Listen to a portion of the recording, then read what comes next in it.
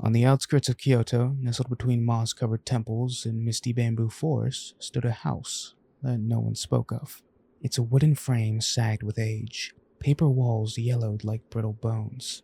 It was once a home to a prosperous family, the Nakamuras, until one winter night they vanished without a trace. Aiko, a young university student fascinated by folklore, decided to investigate.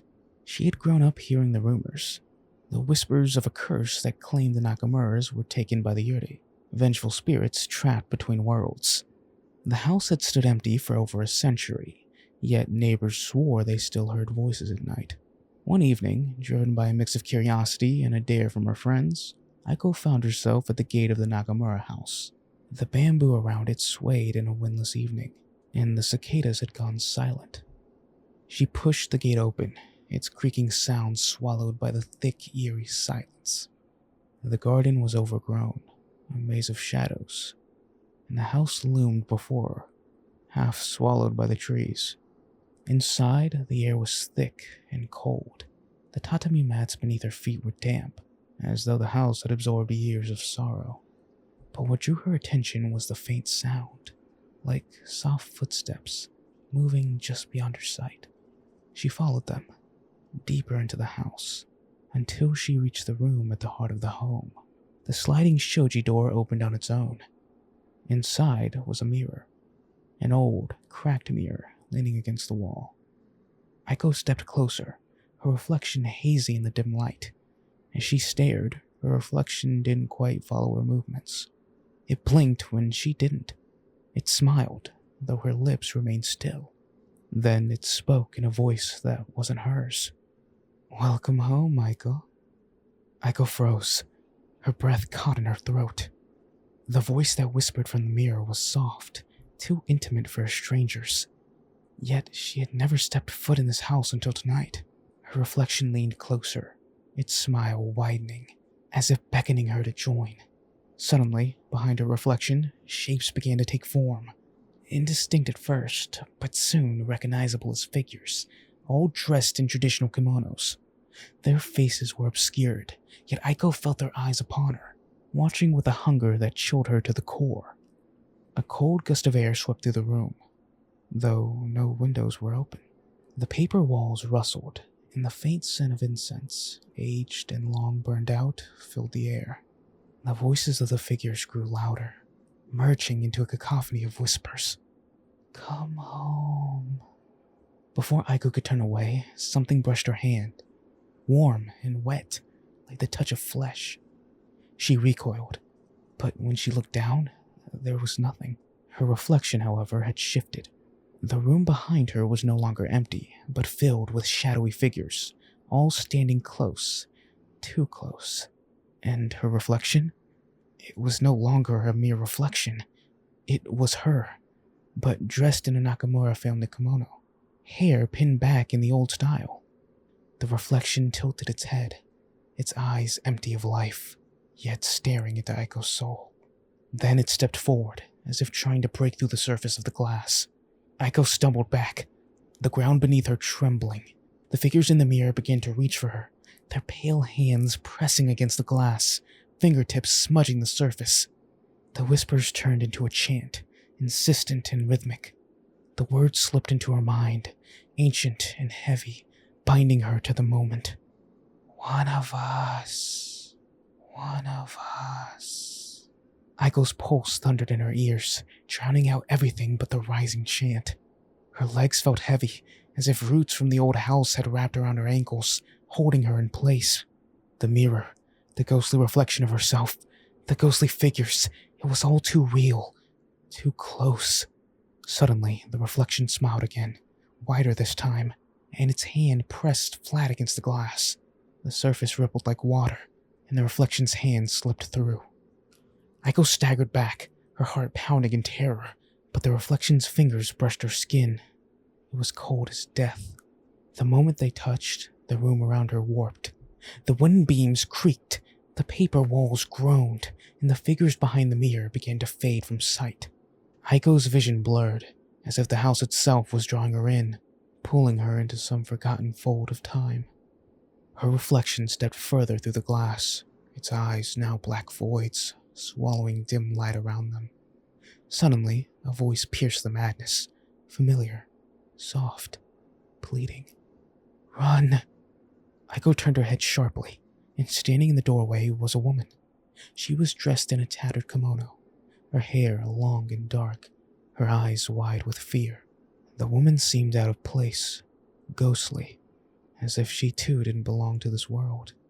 But there was something in her gaze, something that struck deep into Aiko's memory. She recognized her, the woman from old photographs her grandmother once kept hidden away, a member of the Nakamura family. The figures in the mirror hissed, retreating slightly as the woman stepped forward. "Run," she repeated, but Aiko could hardly move. Her legs felt glued to the floor, her body caught in the pool of the cursed house. The reflection's hand, still reaching, tightened its grip. The mirror was no longer glass. It was a doorway.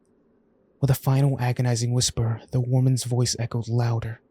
"Before they take you." Aiko's chest tightened, her breath shallow and ragged. The woman's warning echoed in her skull, but the icy grip from the reflection tightened. The figures in the mirror surged forward, faces now visible, pale, hollow-eyed, their mouths gaping as though screaming in the silence. With a surge of panic, Aiko yanked her arm free from the reflection's grasp. Stumbling backward, the air was thick with the scent of decay, and the room seemed to pulse with life. If it could even be called life. Her legs felt sluggish, but she forced herself to move, her eyes locked on the door where the woman stood. As she approached, the shadows seemed to claw at her, trying to drag her back. The house trembled, as if angered by her defiance. The walls warped, twisting into grotesque shapes, and the floor beneath her feet softened like wet clay. She felt the cold touch of invisible hands pulling at her clothes, her hair, desperate to keep her within. Just as her knees buckled, the woman appeared at her side, her hands firm but gentle. She pulled Aiko through the doorway and into the hallway. The walls shuddered, but the grip of the house loosened. The whispers faded, but not entirely, like a distant storm that had not yet passed. "You must leave now," the woman urged, her voice trembling. "This place, it's alive, feeding on those who stay too long. It's already marked you." Aiko's vision blurred again, but this time it was with memories. Faces flickered before her eyes. The Nakamura family gathered for a feast. Laughter turned to gasps, then screams as the house devoured them, one by one. The woman, once a member of the ill-fated family, had tried to escape, but had been trapped, bound to the house for eternity. She looked at Aiko with a sorrowful expression. "You have a chance. I didn't." Her voice was a whisper. "Run, before it takes your soul too." With the last of her strength, Aiko bolted toward the front door. But before she could reach it, the house let out a deep, rumbling groan, and the door slammed shut, locking her inside. The door rattled in its frame, but it held fast, as if sealed by something far stronger than rust and time. Aiko's hand shook as she pounded on it, her breath coming in sharp, frantic bursts. The woman's words echoed in her ears. "Run before it takes your soul too." But how? How could she escape when the house itself seemed alive, its malevolent will wrapping around her like an invisible chain? Behind her, the house groaned, and she felt the air shift. The whispering voices returned, low at first, but growing in intensity, like a swarm of insects crawling toward her mind. Aiko spun around, her back pressed to the door. The hallway stretched before her, longer than it had been when she first entered. The walls seemed to breathe, expanding and contracting, as though the house itself had a pulse. The woman in the tattered kimono stood at the far end of the hall, her face obscured in the shadow. "You must go, quickly!" she cried, her voice trembling with urgency. Aiko's heart raced as she darted back into the house, searching for another way out. The house twisted in response, as though sensing her desperation. The tatami mats under her feet were no longer solid, but soft, as if they were sinking into the floor. The walls flickered in her peripheral vision, bending, reshaping. She ran past door after door, each one leading to a different room, but none offering a way out. The whispers grew louder. The figures, the ghosts, They were all close behind her. She could feel their presence like cold fingers brushing on the back of her neck. Aiko, Aiko, stay with us. The voices hissed, their words melting into her thoughts, coaxing her to give in. Finally, she found herself back in the room with the mirror. The surface of the glass had changed. It was no longer smooth, but cracked and distorted, like a pool of water rippling in the wind. Her reflection was there again, only now it was her face, but carried none of her fear. It stood tall, calm, and cold, watching her with dark, hollow eyes. The reflection smiled, mocking, knowing. You can't leave, Aiko. You belong to the house now. Its voice was slow, deliberate, each word sinking into her like a poison. Just like the Nakamuras, you're one of us.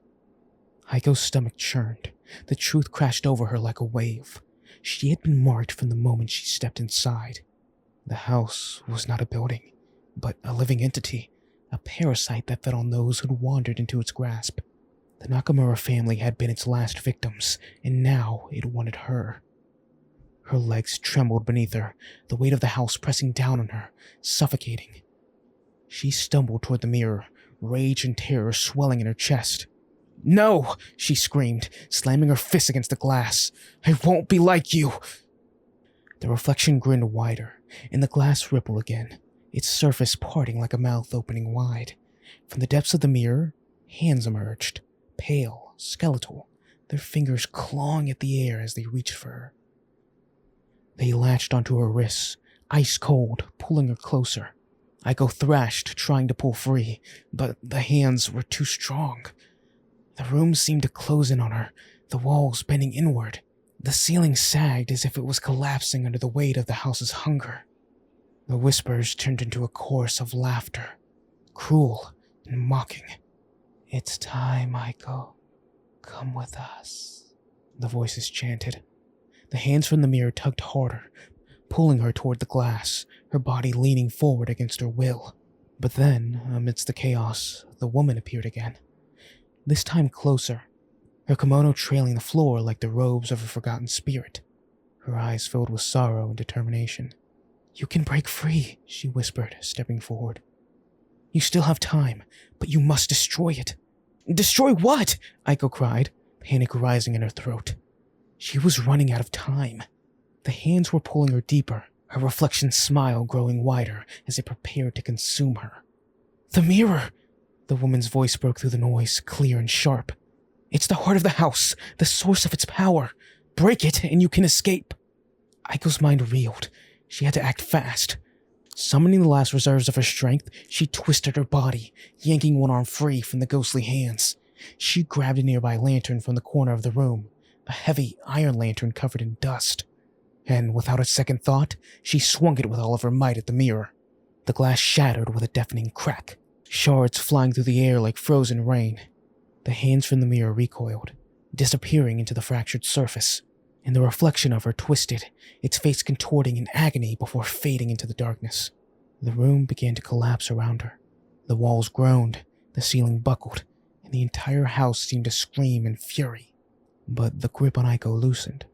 The cold hands retreated, and the air around her grew lighter.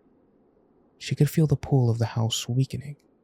Gasping, she bolted from the room, sprinting to the hall as the house crumbled behind her. The front door that had once been locked tight was now hung open, beckoning her toward freedom. With one final push, Aiko burst through the door and into the night. The sky was thick with fog, but the cool breeze felt like salvation against her skin. She collapsed onto the stone pathway, her chest heaving as she gulped in air. Behind her, the house groaned one last time, then fell silent. Aiko looked up, her body trembling. The house stood still, but its grip on her was gone. She was free. But as she looked into the darkened windows, she knew it still lived, waiting for its next victim. And in the back of her mind, the whisper remained.